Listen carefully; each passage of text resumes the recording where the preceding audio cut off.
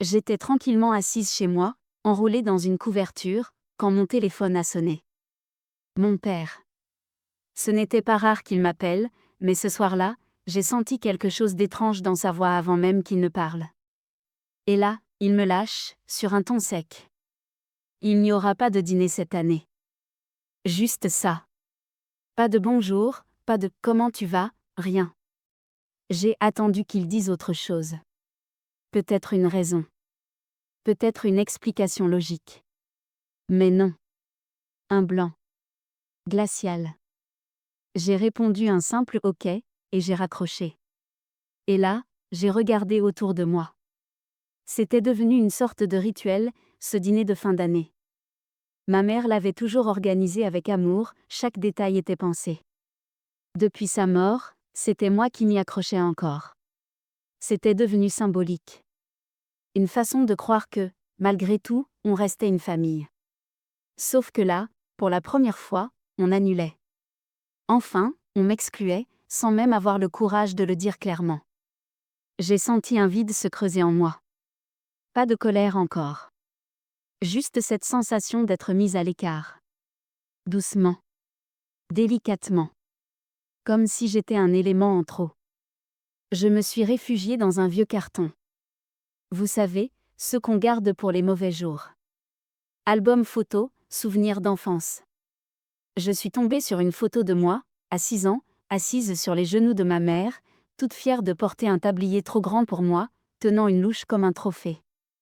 C'était lors de notre premier dîner de famille qu'elle m'avait laissé aider. Et là, j'ai eu un flash. Mon père, souriant. Ma mère, rayonnante. Ce même salon qu'ils ont depuis transformé, repeint, redécoré comme pour effacer tout ce qu'elle avait construit. Et moi, toujours là, accrochée à ces miettes d'un passé qui ne me voulait plus. Je suis restée seule ce soir-là. J'ai commandé quelque chose à manger, sans goût, sans envie. Pas même un film à regarder. Je me suis juste assise. Et j'ai regardé le vide. Pas un vide triste. Un vide lucide. C'est là que j'ai compris que ce n'était pas une pause de tradition, ni un hasard de calendrier. C'était un message. Il ne voulait pas de moi. Pas ce soir, pas cette année. Peut-être plus jamais. Mais ce qu'il ne savait pas encore, c'est que j'avais changé. Et que cette fois, je n'allais pas pleurer. Je n'allais pas supplier. Je n'allais même pas m'expliquer.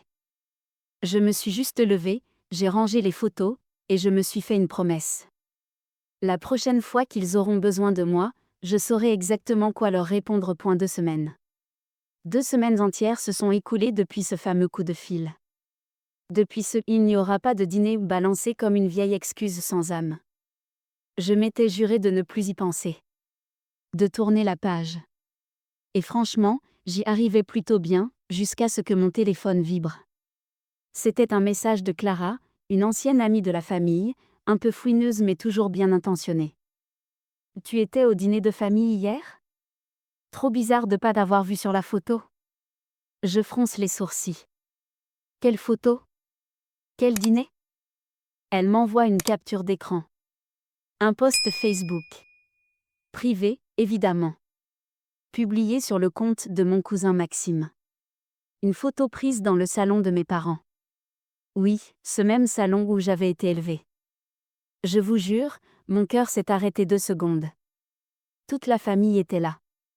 Mon père, souriant comme s'il n'avait jamais prononcé ces mots. Ma belle-mère, habillée comme pour une réception d'ambassade. Les cousins, les oncles, les tantes. Même les plus éloignés. Et juste au-dessus de la table, suspendue entre 2 guirlandes dorées, une banderole flambant neuve. Uniquement la famille. Je suis restée figée. Je lisais cette phrase encore et encore. Uniquement. La famille. Et moi ? Je suis quoi, alors ? Une voisine ? Une inconnue ? Une gêne ? Ils ne m'ont pas seulement menti. Ils m'ont effacé. Et le pire, c'est qu'ils n'ont même pas pris la peine de cacher la preuve. Ils l'ont publiée. Souriants, complices, unis. Comme si j'étais morte. Comme si j'avais cessé d'exister pour eux. J'ai voulu appeler mon père. Lui demander des explications. Mais ma main s'est figée au-dessus de l'écran. Non. Pas cette fois. Pas encore un message resté sans réponse. Pas encore un silence comme gifle. À la place, j'ai fermé l'application. Et j'ai regardé autour de moi. Mon petit appartement. Mes diplômes encadrés. Mon ordinateur allumé avec un projet en cours. Ma vie. Ma vraie vie. Celle que je me suis construite seule, pendant que se félicitait autour d'un plat cuisiné sans moi. Et là, une idée a commencé à germer. Pas de vengeance, pas encore. Mais une certitude. S'ils m'ont effacé, je vais leur montrer que je peux très bien exister sans eux. Pas juste exister. Briller. Parce que s'ils ont osé afficher uniquement la famille en me rayant de l'équation, alors le jour où ils auront besoin de moi, je leur rendrai l'appareil. En lettres majuscules. Et croyez-moi, ce jour-là allait arriver bien plus vite qu'ils ne l'imaginaient. Après cette photo, après cette banderole qui m'avait poignardé en pleine poitrine, je me suis enfermée dans le silence. Pas un mot, pas un cri. Juste une longue plongée dans mes souvenirs. Parce que pour comprendre ce qu'il venait de me faire, il faut revenir à l'origine de la fracture. Tout a basculé quand ma mère est morte. Ma mère, c'était le pilier. La fondatrice. Elle avait créé une petite entreprise de déco artisanale, qu'elle avait bâtie de ses mains. Elle y avait mis toute son âme. Et elle m'y avait formé dès mon adolescence. Je connaissais chaque fournisseur, chaque client fidèle, chaque dossier. J'étais sa succession naturelle, et elle me le disait tout le temps. Quand je ne serai plus là, tu sauras quoi faire. Sauf qu'elle n'avait pas prévu que le loup dormait dans la bergerie. Mon père. Après sa mort, il n'a pas mis 6 mois avant de refaire sa vie avec une femme beaucoup plus jeune. Une belle-mère sortie de nulle part, qui, à peine installée, s'est mise à réorganiser l'entreprise. Elle disait vouloir professionnaliser les choses. Moi, j'appelais ça dépouiller ce que ma mère avait créé. J'ai commencé à poser des questions. À demander à voir les comptes. Les contrats. Et c'est là que tout a dérapé. Un jour, je suis convoquée chez le notaire pour signer des documents. Juste des formalités, me dit mon père. Mais mon instinct me dit de lire chaque ligne. Et là, je comprends, ils veulent me faire signer la cession de parts, mes parts. Je refuse. La tension monte. Mon père me crie dessus, dit que je suis parano, que je mets en péril l'héritage familial. Ma belle-mère reste silencieuse, mais je vois son regard. Celui de quelqu'un qui a déjà tout calculé. Résultat ? Je suis écartée. De l'entreprise. De la maison. De tout. Plus d'invitations aux réunions. Plus de parts de dividendes. Même les employés, qui m'avaient connue petite, m'évitent.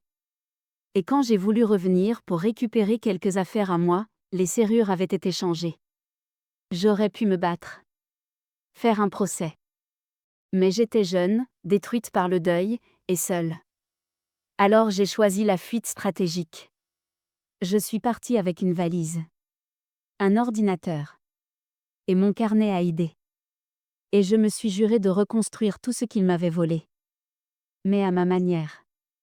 Je me suis inscrite à des cours du soir, j'ai bossé comme une acharnée dans une petite start-up naissante. Les gens me prenaient de haut au début. Mais ils ne savaient pas qui j'étais. Ce que j'avais déjà vu. Ce que j'avais perdu. Et surtout, ce que j'étais prête à faire pour ne plus jamais dépendre de personne. Parce que vous savez quoi ? Quand quelqu'un t'arrache ta place à table, tu peux soit mendier un tabouret, soit construire ta propre table. Et c'est exactement ce que j'ai commencé à faire. Je n'avais plus rien. Ni entreprise. Ni famille. Juste un ordinateur d'occasion, un vieux sac de sport, et la rage de réussir.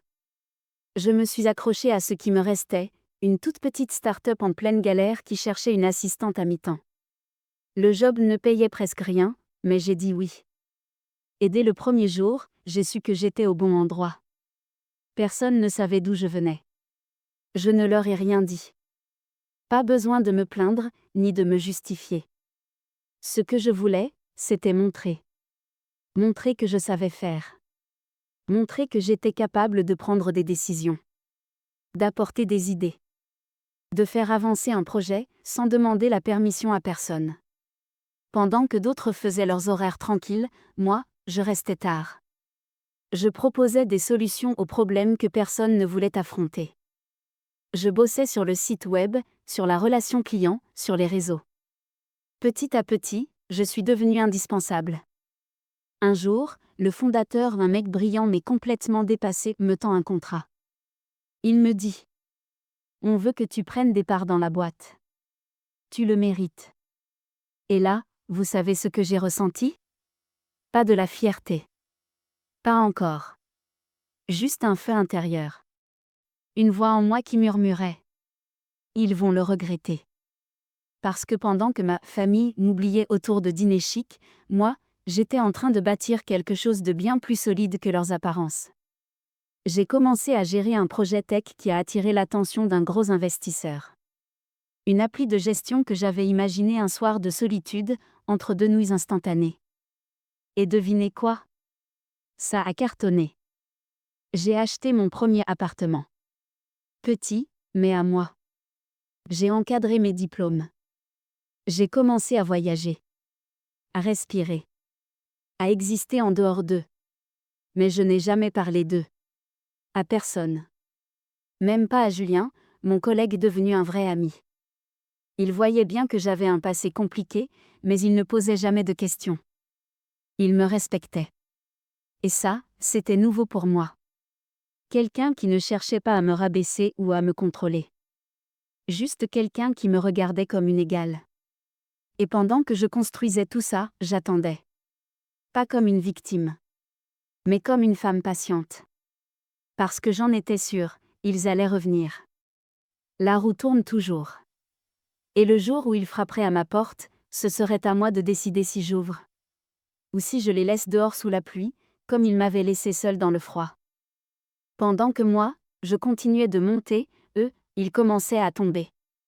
Ça a commencé par des rumeurs. Rien d'officiel, bien sûr. Juste des petits bruits qui circulaient discrètement sur les réseaux pro, dans les cercles d'entrepreneurs.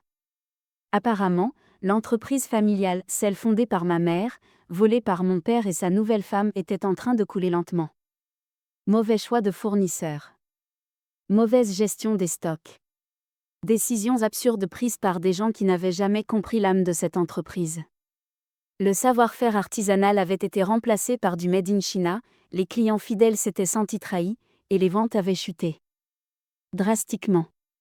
Mais ils faisaient tout pour sauver les apparences. Sur Instagram, la belle-mère postait encore des photos retouchées, des citations ridicules du type « famille forte, business prospère ». Ironique, non. À croire qu'elle essayait de s'auto-persuader que tout allait bien. Mais la réalité, elle, ne ment pas longtemps. Un jour, un ancien employé m'a écrit en privé. Un gars que j'aimais bien à l'époque. Il me disait: je sais que t'as quitté la boîte il y a longtemps, mais c'était pas toi le cerveau derrière tout ça? Parce que depuis que t'es parti, c'est plus pareil. Ils font n'importe quoi. J'ai juste répondu: je ne suis plus concerné. Mais intérieurement, j'étais en train de prendre des notes. Ensuite, ce fut les premières saisies. Les premiers retards de paiement. Et puis les fournisseurs ont commencé à couper les ponts. Ils avaient confiance en ma mère, mais plus en l'équipe actuelle. Et puis l'argent a commencé à manquer. D'abord en silence. Puis dans l'urgence. Je ne l'ai pas su tout de suite, mais ils ont dû hypothéquer leur maison. Vendre 2 voitures. Virer la moitié du personnel. Et pendant tout ce temps, moi, j'avançais tranquillement, sans un mot. Mais ce que je n'avais pas prévu, c'est qu'ils iraient jusqu'à frapper à ma porte. Oui, vous avez bien entendu. Après des années de silence, d'exclusion, d'humiliation, ils ont osé venir chez moi. Mais on y reviendra. Parce que ce moment-là, ce moment où tout a basculé, il mérite qu'on le savoure. Tout ce que vous devez retenir, c'est ceci. Quand on croit qu'on peut effacer quelqu'un de sa vie sans conséquence. Quand on pense qu'on est invincible derrière une bannière uniquement la famille. On oublie une chose essentielle. La vraie famille, ce n'est pas celle qu'on affiche. C'est celle qu'on respecte. Et eux, ils avaient tout perdu. Y compris moi. Un jeudi soir. Il faisait déjà nuit. J'étais en train de travailler sur mon canapé, laptop sur les genoux, une tasse de thé à moitié froide posée sur la table basse, quand on a frappé à ma porte. Pas un petit toc discret. Non. 3 coups secs, comme ceux qu'on donne quand on veut être entendu. J'ai figé. J'attendais personne. J'ai regardé par le Judas. Et là, mon cœur s'est arrêté une demi-seconde. Mon père. Accompagné de ma belle-mère. Et, à ma grande surprise, 2 oncles. Tout cela. Devant ma porte. Je suis restée figée, la main sur la poignée. Et je vous jure que dans ma tête, il y avait un seul mot qui tournait en boucle. Ils ont osé. J'ai ouvert. Lentement. Froidement. Ils avaient tous cette tête de gens gênés, comme des enfants pris la main dans le pot de confiture, sauf que, c'était pas du sucre qu'ils avaient volé. C'était des années de ma vie. Mon père a pris la parole en premier, bien sûr. Sophia. On ne voulait pas venir comme ça, mais, on a vraiment besoin de ton aide. Je l'ai laissé parler. Je voulais tout entendre. Chaque mot. Chaque justification. Ils m'ont dit que l'entreprise allait mal. Très mal. Que les banques les harcelaient, que les huissiers passaient toutes les semaines. Qu'ils risquaient de perdre la maison, celle où j'avais grandi. Et que leur dernier espoir, c'était moi. Oui, moi, l'exclu. Moi, celle qu'ils avaient effacée de leurs photos. Moi, celle qui n'était pas suffisamment famille pour un dîner. Mais assez utile pour payer leur loyer. Ma belle-mère n'osait même pas me regarder dans les yeux. Elle triturait son sac, silencieuse. L'un de mes oncles, que je n'avais pas vu depuis le décès de ma mère, m'a lancé un pathétique. T'as bien réussi, non? T'as toujours été débrouillarde. Et là, j'ai souri. Un petit sourire. Léger. Presque aimable. Parce que j'avais attendu ce moment pendant des années. Je leur ai proposé de rentrer. Ils ont cru que c'était un bon signe. Mais ce qu'ils ne savaient pas, c'est que j'avais déjà tout prévu. Je les ai installés dans le salon, leur ai servi un verre d'eau, rien de plus. Pas question de leur offrir un thé ou du café. Pas chez moi. Pas après ce qu'ils avaient fait. Je les ai écoutés jusqu'au bout. Sans jamais les interrompre. Sans émotion. Et quand ils ont terminé leur petite plainte pathétique, mon père m'a regardé droit dans les yeux, et a dit : « Tu pourrais nous avancer 3 mois de loyer ? Juste pour tenir, le temps qu'on se retourne. » Je me suis levée. J'ai regardé chacun d'eux. Puis j'ai dit, très calmement : « Vous savez, moi aussi, à une époque, j'avais juste besoin d'un peu de soutien. Mais ce jour-là, vous aviez autre chose à faire. Comme dîner. » Silence. Glaçant. Et j'ai ajouté, tout en ouvrant la porte : « Je vais réfléchir. Mais attention, la prochaine fois que vous viendrez, ce ne sera plus pour me supplier. Ce sera pour signer. » Ils sont repartis, les visages pâles, les épaules basses. Ils ne le savaient pas encore, mais le piège était déjà tendu. Et cette fois, c'est moi qui tenais les ficelles. Je ne les ai pas rappelés tout de suite. Je les ai laissés mijoter. 3 jours. 3 jours de silence total. Pas de message. Pas de mail. Pas de nouvelles. Je savais que ça les rongeait de l'intérieur. Et quand j'ai enfin appuyé sur envoyer avec un simple « Passez à mon bureau demain à 10h. » Tous. Je savais que ça allait les rendre à moitié fous. Parce que cette fois, c'est moi qui dictais les règles. Ils sont arrivés pile à l'heure. Costume froissé. Regards inquiets. Mon père avait l'air d'avoir mal dormi. Et c'était bien. J'avais réservé une salle de réunion vitrée dans un immeuble que je loue à travers l'une de mes sociétés. Mais ce qu'ils ne savaient pas encore, c'est que cette salle, ce bâtiment, cette société, m'appartenait. À 100%. Je les ai fait asseoir. Pas de bonjour chaleureux. Pas d'embrassade. Juste le ton d'une patronne qui a un agenda à tenir. J'ai sorti un dossier, soigneusement relié. Et j'ai commencé à parler. Pas en tant que Sophia, leur fille. Mais en tant que femme d'affaires. Froidement. Clairement. Voilà les conditions. Je vais reprendre votre entreprise. Complètement. Elle sera rachetée par ma société Écran, pour éviter toute humiliation publique de votre nom. Vous resterez comme membre honorifique, mais sans pouvoir décisionnaire. Je vous octroierai un salaire de survie. Suffisant pour payer le strict nécessaire. En échange, vous signez. Et vous disparaissez du reste. Mon père a écarquillé les yeux. Il n'a rien dit, mais sa bouche s'est entr'ouverte comme s'il venait de se prendre un coup dans le ventre. Ma belle-mère a tenté un gloussement nerveux. Tu plaisantes, hein? Mais mon regard n'a pas vacillé une seconde. Je ne plaisantais absolument pas. Ils ont tenté de protester, bien sûr. Un oncle a tapé du poing sur la table. Un autre m'a traité de fille ingrate. Mais à ce moment précis, j'ai sorti le relevé bancaire de leur société. Le rouge. Les dettes. Les pénalités. Et un mot a flotté dans la salle comme une lame. Faillite. S'il refusait, dans 2 semaines, il n'aurait plus rien. Ni maison. Ni entreprise. Ni respect. Mon père a craqué en premier. Il a attrapé le stylo. Tremblant. Sa main a hésité. Puis, il a signé. Lentement, les autres ont suivi. Un à un. Silencieux. Vaincu. J'ai refermé le dossier. Et avant de les laisser partir, j'ai conclu. Vous m'avez appris à survivre sans vous. Maintenant, c'est vous qui devrez apprendre à survivre sous moi. Ils sont sortis comme des fantômes. Et moi, je suis resté là. Dans cette salle vitrée. À observer la ville. J'étais seule.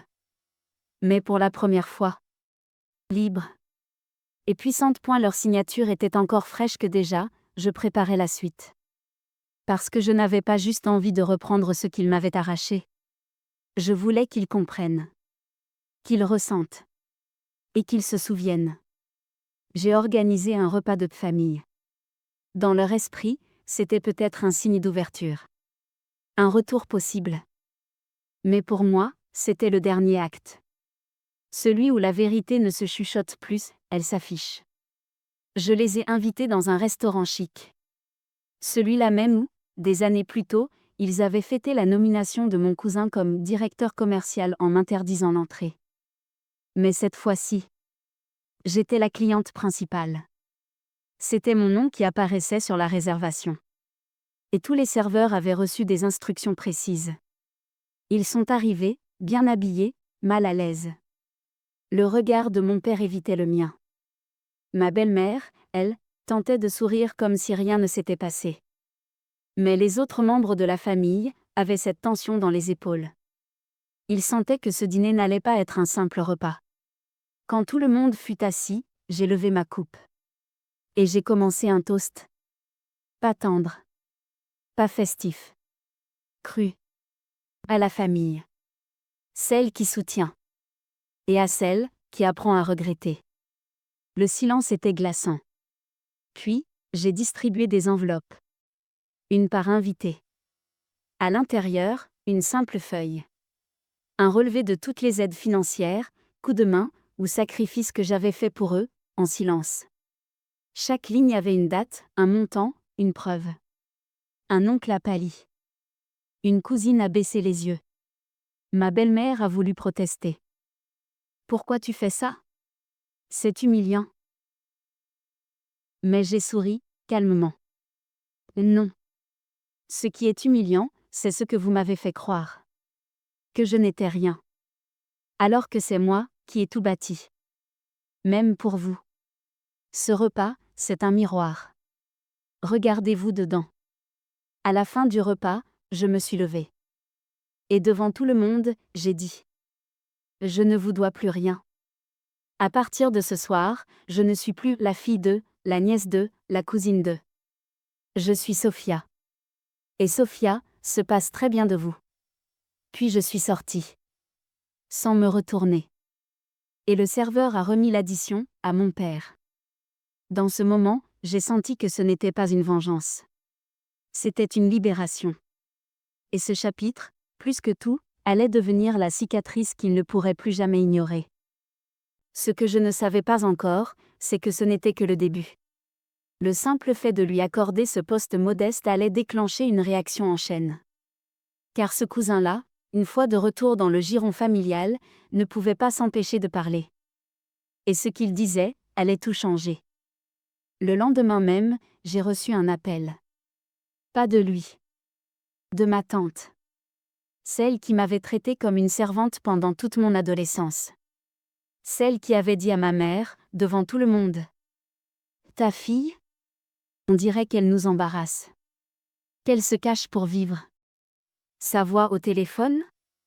Cassée. Tremblante. Suppliante. Je sais que tu n'as aucune raison de me répondre. Mais j'aimerais qu'on parle. Juste 5 minutes. Par curiosité plus que par compassion, j'ai accepté. Elle est arrivée au bureau, les yeux gonflés de honte. Et dès qu'elle est entrée, elle s'est effondrée. On est en train de tout perdre. Ton oncle a tout mal géré. On pensait que ça allait durer toujours. Mais toi, t'as réussi. Et je sais que je t'ai blessé. On t'a tous fait du mal. Mais si tu pouvais, au moins, nous aider à sauver ce qu'il reste. Et là, le silence. Pas parce que je ne savais pas quoi dire. Mais parce que je savourais l'instant. L'instant où ceux qui m'avaient effacé, humilié, oublié, devaient maintenant me regarder dans les yeux pour demander de l'aide. Je me suis levée lentement, et je lui ai dit. Vous m'avez appris une chose. Que je devais être forte, seule. Alors maintenant, vous allez apprendre à être fort, sans moi. Et je l'ai laissé là. Face à ses regrets. Face à ses choix. Mais l'histoire ne s'arrêtait pas là. Quelques jours plus tard, la presse locale a publié un article. Mon entreprise venait d'annoncer l'ouverture d'un programme d'aide pour les jeunes entrepreneurs. Une aide massive. Un fonds privé. Des bourses. Un tremplin pour ceux qui, comme moi, avaient dû se battre seuls. Et devinez qui s'est inscrit au programme ? Mon petit cousin. Le fils de cette tante. Sauf qu'il a été recalé. Non pas parce qu'il était de la famille, mais parce que l'un des critères d'admissibilité interdisait l'accès à toute personne reconnue coupable d'abus professionnel ou familial envers une candidate passée. Ce critère avait été ajouté spécialement pour eux. Et c'est là que les spectateurs vont comprendre. La revanche n'a pas besoin d'être bruyante.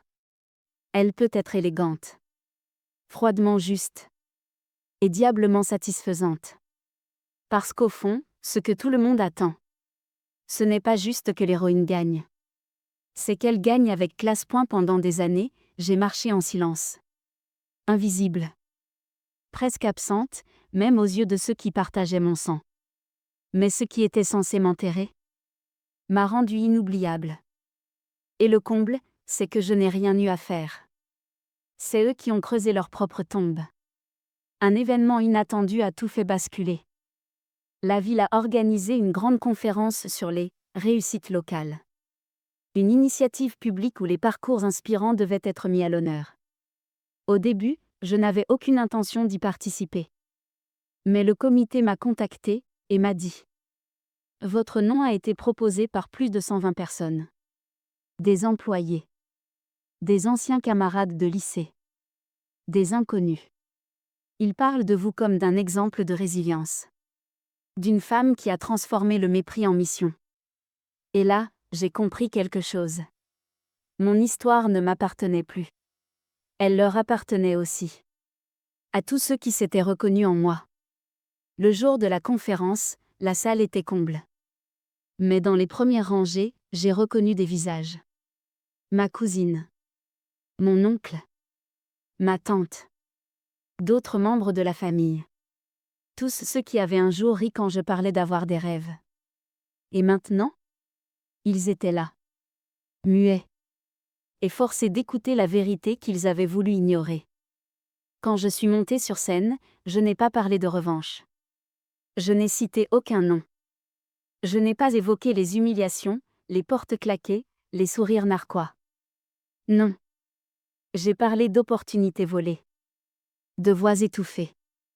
De jeunes femmes enfermées dans des rôles qui ne leur ressemblent pas. Et du courage qu'il faut pour dire. Ce n'est pas la vie que je veux. Et je vais en créer une autre. À la fin de mon discours, la salle s'est levée. Ovation. Acclamation. Certains pleuraient. D'autres applaudissaient à s'en faire mal aux mains. Mais les seules personnes qui ne bougeaient pas, c'étaient eux. Ma famille. Leurs yeux baissés. Leurs visages crispés. Pas par jalousie. Non. Par honte. Parce que toute la salle les regardait aussi. Et que, cette fois, ils ne pouvaient plus se cacher. Ce chapitre n'est pas celui où je me venge. C'est celui où je prends ma place. Celui où le public comprend que l'histoire a basculé. Que la servante du début est désormais la voix que tout le monde écoute. Et que ceux qui l'ont effacée ont simplement souligné son importance.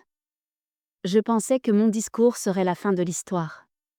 Que les applaudissements signeraient une sorte de clôture. Mais en vérité, ce n'était que le début de leur chute. Quelques jours après la conférence, je reçois un appel étrange. Une ancienne camarade de classe, celle qui traînait souvent avec ma cousine à l'époque. Sa voix était hésitante, presque coupable. Je pense que tu devrais écouter quelque chose. Ce n'est pas censé t'arriver, mais il faut que tu saches ce qu'ils disent de toi quand tu n'es pas là. Elle m'envoie un enregistrement vocal, pris lors d'un dîner familial. Je clique. Et là, je les entends. Tous.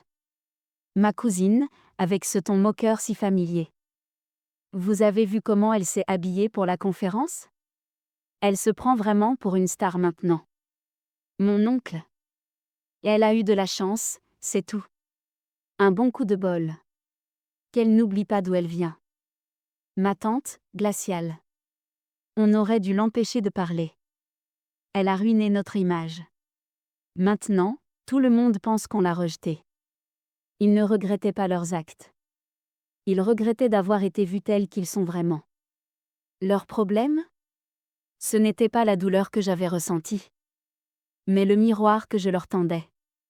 Au lieu de m'effondrer, j'ai souri. Parce que c'était leur dernier souffle. Leur dernier mot avant que tout bascule définitivement. Le karma, parfois, ne frappe pas avec fracas. Il s'insinue. Il enregistre. Il expose. Et dans ce cas précis, il m'a offert la vérité. Sur bande audio. Plutôt que de me venger brutalement, j'ai choisi plus subtil.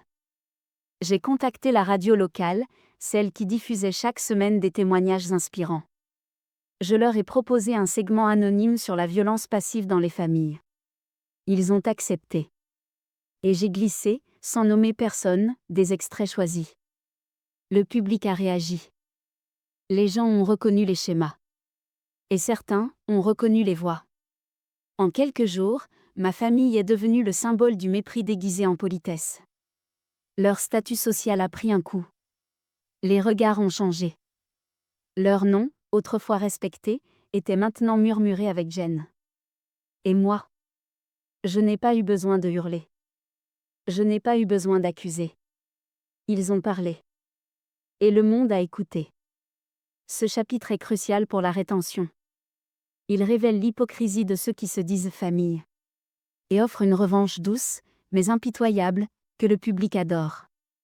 Parce que dans la vraie vie et sur Reddit, rien ne surpasse la justice poétique. Quand j'ai raccroché avec la radio, quand les derniers extraits audio ont été diffusés, je n'ai pas ressenti de triomphe. Pas de feu d'artifice. Pas de champagne. Juste un silence lourd, mais juste. Celui qu'on entend quand la vérité a enfin pris toute la place. Ils ont essayé de me recontacter. D'abord ma cousine, avec ce ton hypocrite qu'elle croyait effacé. Je pense qu'on devrait parler. En privé. Juste entre nous, tu vois. En famille. En famille. Ce mot-là, qu'ils ont utilisé comme un mur pour m'exclure pendant des années. Ils le brandissaient maintenant comme un pont pour revenir.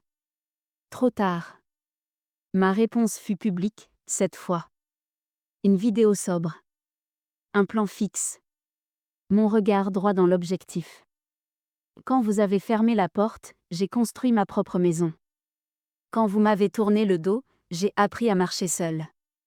Ce que vous appelez famille, je l'ai réinventé avec ceux qui m'ont tendu la main. Vous ne pouvez pas revenir dans ma vie maintenant que les projecteurs sont allumés. Parce que j'ai compris une chose. Ce n'est pas le sang qui définit la loyauté. Les commentaires ont explosé. Des milliers de témoignages. Des inconnus me remerciaient de dire ce qu'ils n'osaient même pas formuler pour eux-mêmes. Des jeunes femmes rejetées. Des filles oubliées. Des adultes qui, comme moi, avaient cru trop longtemps que la famille devait être supportée, même quand elle détruit. Je n'étais plus seule. Je n'étais plus celle qu'ils ont exclue. J'étais devenue celle qui leur a montré que l'exclusion n'est pas une fin. Mais parfois, une libération. 1 an plus tard, j'ai créé une fondation. Uniquement la famille, un nom ironique, choisi exprès. Elle aide les jeunes en rupture familiale à s'en sortir, à reconstruire. À comprendre qu'ils ne sont pas le problème. Ma cousine ? Elle a tenté de venir à l'inauguration. Je l'ai saluée, devant les caméras. Merci d'être venue. Vraiment. Après tout, sans vous, je ne serais peut-être jamais devenue celle que je suis. Ce fut la scène finale. Pas une revanche ? Pas une humiliation.